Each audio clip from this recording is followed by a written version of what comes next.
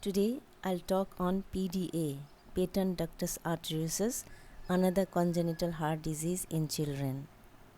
This is a cyanotic heart disease which has left to right shunt. So to know PDA, you have to know the difference between the circulation of normal heart and the circulation of a fetus during the fetal life. So this is a normal heart, figure showing a normal heart where the deoxygenated blood is passing through superior vena cava, inferior vena cava, coronary sinus to the right atrium, then through the tricuspid valve to the right ventricle, then through the pulmonary valve to the pulmonary trunk, then pulmonary arteries, and then lungs. And in the lungs, oxygenation occurs. After oxygenation, the blood is passing through 4 pulmonary veins to the left atrium, then through the mitral valve to the left ventricle, then through the aortic valve, through the aorta, and to the body the oxygenated blood is getting circulated. So this is occurring in a normal heart, whereas it is different in case of fetal. During the fetal life, before birth, the circulation is like this. Here the placenta of the mother is playing the big role. So oxygenated blood from placenta passes through umbilical vein and then through ductus venosus to the inferior vena cava, then goes to the right atrium. From the right atrium there is a shunt. Through the foramen ovale, the blood from right atrium directly goes to the left atrium, then to the left ventricle through the mitral valve, then to the aorta through the aortic valves, then to the systemic circulation. Then another group from the right atrium, the normal flow is also occurring. From the right atrium, blood goes to the right ventricle and here to the pulmonary trunk. But in the pulmonary trunk there is another connection between the pulmonary trunk and the aortic arch, that is through the ductus arteriosus. So through the ductus arteriosus it goes directly to the aortic arch instead of going to the lungs. So lungs are not functioning. From the aortic arch enters the systemic circulation, and here the pulmonary circulation is bypassed. So this is happening during the fetal life. Umbilical vessels, there are 2 umbilical arteries in a newborn and 1 umbilical vein. 2 umbilical arteries carries deoxygenated blood from the fetus to the placenta, and the 1 umbilical vein carries the oxygenated blood from the placenta to the fetus. So this is the circulation in fetal during the fetal life, where the PDA, that is the ductus, is patent. Now come to ductus arteriosus. What is ductus arteriosus?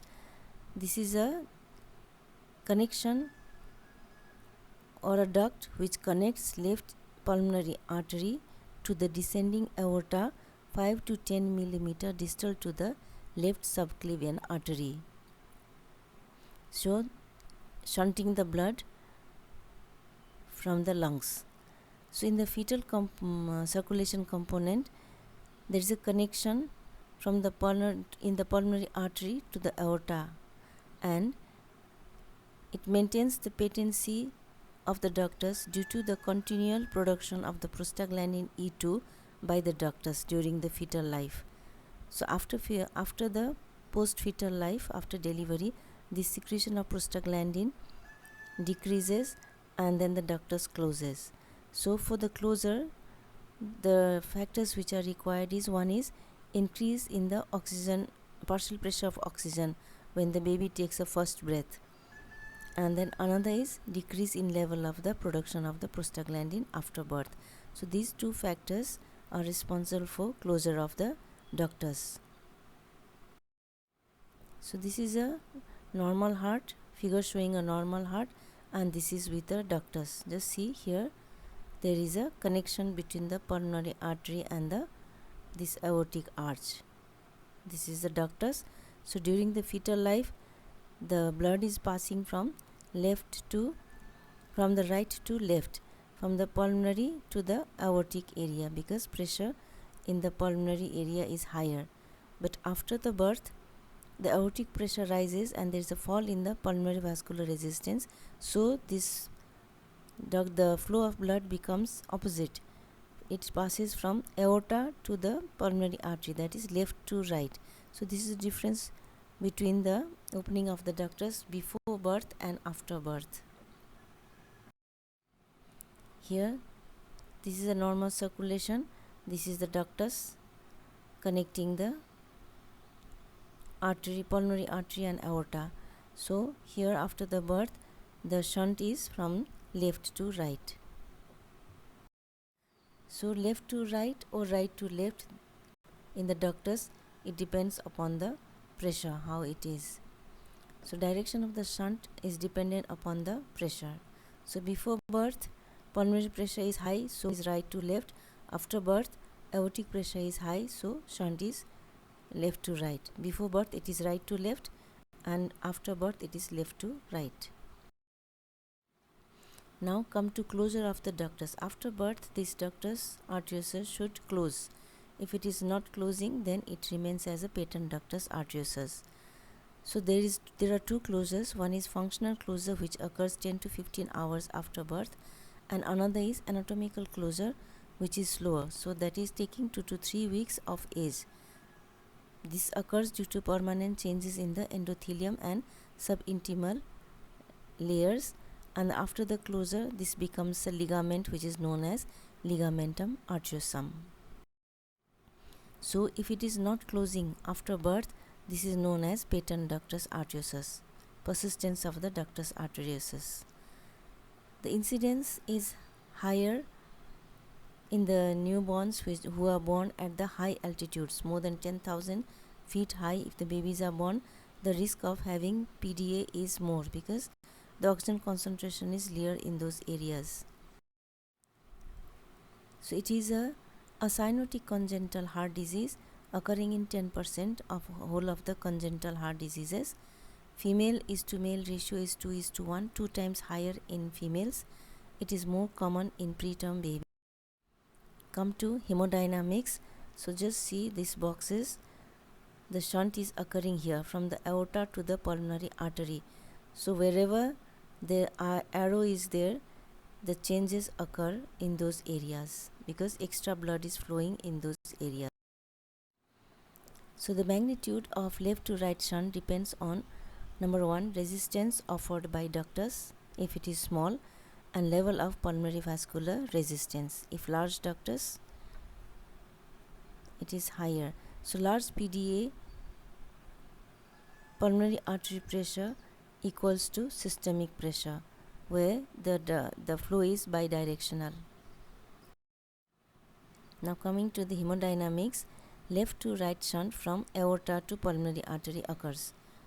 Flow occurs both during systole and diastole, as there is a pressure gradient present throughout the cardiac cycle between the two arteries. With this, you get a flow murmur, that is a continuous murmur. Whole of the systole and diastole, you will be hearing a murmur. Systolic and diastolic overloading of the pulmonary artery is occurring to the lungs, then to the left atrium, which enlarges.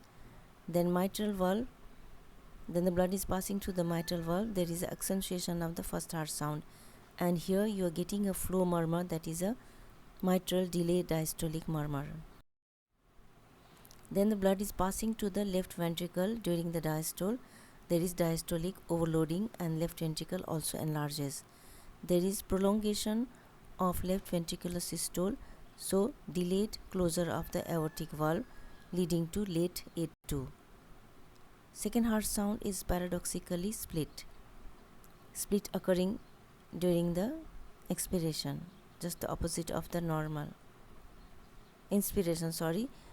As the paradoxically splitting means split occurring during inspiration instead of expiration. Then large volume of blood to the aorta goes, and then dilatation of the ascending aorta occurs, which results in aortic ejection click and ejection systolic murmur, another flow murmur, is occurring in this area. Then PDA causes increased pulmonary blood flow, pulmonary congestion, increased pulmonary vascular disease. Ultimately, if this is occurring, then there is a reversal of the shunt, right to left shunt, and the clinical features reverse.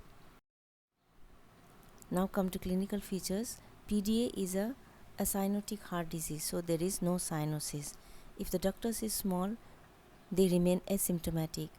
But with the large ductus, they have frequent respiratory tract infection and then have a features of heart failure, and they are failing to thrive with a poor weight gain. On a physical examination, you will get tachycardia, exertional dyspnea, hyperactive precordium, systolic thrill at upper left sternal border, bounding peripheral pulses with a wide pulse pressure, and then with the right to left shunting, reversal of the shunt, you get a differential cyanosis, which means the toes are cyanosed like in the picture, and then the hands are still pink, no cyanosis in the hands or the hand nail bed. On auscultation, first heart sound is normal or accentuated, second heart sound is paradoxically split, aortic ejection click can be heard, and murmur, you get shunt murmur, that is a continuous murmur, and flow murmur, you get two flow murmurs. One is mitral delayed diastolic murmur, another is aortic ejection systolic murmur. The murmur is described as rough, grade 1 to 4, that is with a thrill, continuous murmur, also known as machinery murmur, at the left infraclavicular or upper left sternal border, which peaks at S2 and fades before S1, which is shown in the diagram. Like here, S1 peaking at S2 and then gradually decreasing. So throughout systole and diastole, you can hear a PDA murmur. This is a diagram of a PDA murmur or the continuous murmur. Investigations, we do X-ray. It is normal in the PDA is small, but you can get cardiomegaly of various degrees with the larger PDAs, and then pulmonary vascular markings are increased, or this is known as plethoric lung field. ECG is normal or left ventricular hypertrophy in moderate size PDAs, and then large size PDAs you get a biventricular hypertrophy because of the large shunts. Right ventricular hypertrophy when pulmonary vascular obstructive disease develop, when the shunt becomes reversal. Echocardiogram will show you presence of PDA and size of the cardiac chambers. Now come to management, medical management and surgical management. So medical, indomethacin we give to the preterm babies, as this is ineffective in term infants. In the preterm, indomethacin, this is a prostaglandin antagonist, is used, and 80 to 90% cases shows success. In infants, more than 1200 grams. This is also known as non-surgical closure. Whereas in term babies, the PDA is due to total loss of the wall of the ductus, and not due to it is not due to prostaglandin related. So in term babies, this indomethacin is not helping. And subacute bacterial endocarditis prophylaxis you have to give, and then non-surgical closure, that is by indomethacin or any NSAIDs if endomethacin is not available. Non-surgical closure devices are as follows: coil closure PDA you can do, Amplatzer device can be used, and ultimately surgical closure, that is surgical correction when PDA is large, open heart surgery you can do, or transcatheter closure for small ductus can be done, and this is the standard therapy these days. Indication for surgery: anatomical defect of PDA which occurs in a full-term babies regardless of size requires a surgical closure. Contraindication is presence of pulmonary vascular obstructive disease. When the shunt becomes reversed, then that is contraindicated for surgery. Age for surgery between 6 months to 2 years, or any age if it is an anatomical defect. Procedure is ligation and division of PDA. Natural history: spontaneous closure is unlikely in full term of infants, There is a congenital heart disease, congestive heart failure, and recurrent chest infections in large shunt, infective endocarditis, pulmonary vascular obstructive disease if pulmonary artery hypertension is untreated, and PDA aneurysm may develop, which is rare. Thank you.